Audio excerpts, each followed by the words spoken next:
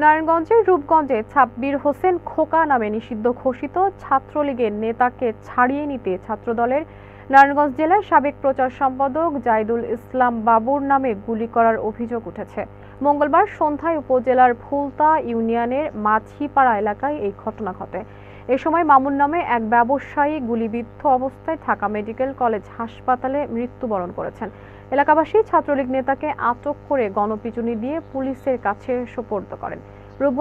রূপগঞ্জ থানার ভারপ্রাপ্ত কর্মকর্তা মোক্তার হোসেন জানান, মাঝিপাড়া এলাকায় গুলির ঘটনা ঘটেছে। এ ব্যাপারে একটি মামলা হয়েছে। যারা এই ঘটনায় জড়িত তাদের গ্রেফতারের চেষ্টা চলছে। আমি সকাল 11টা বাজে আমার বাবার বাড়ি গেছি।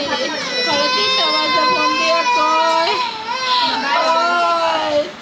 মামুনরে গুলি করছে।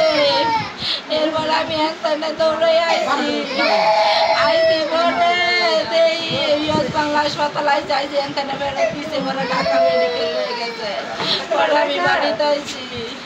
মোহাম্মদ রোমাল দিয়া বাইন দেয়া আমার ভাইয়ের কানফিস গুলি করছে।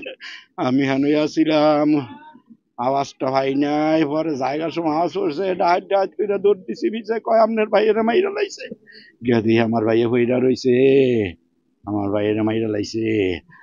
মাঝিপাড়া এলাকায় একটা গুলির ঘটনা ঘটছে। এ ব্যাপারে আমরা একটা মামলা নিয়েছি, মামলা তদন্তাধীন আছে। আমরা ওই যে ভিকটিম সে মারা গেছে এবং আসামি ঘটনার সাথে জড়িত আসামি গ্রেপ্তারের জন্য আমরা যৌথ বাহিনীর কালকে রাতভর অভিযান চালিয়েছি এবং অভিযান অব্যাহত আছে। পরবর্তী আইনগত ব্যবস্থা গ্রহণের জন্য আমরা তৎপর আছি।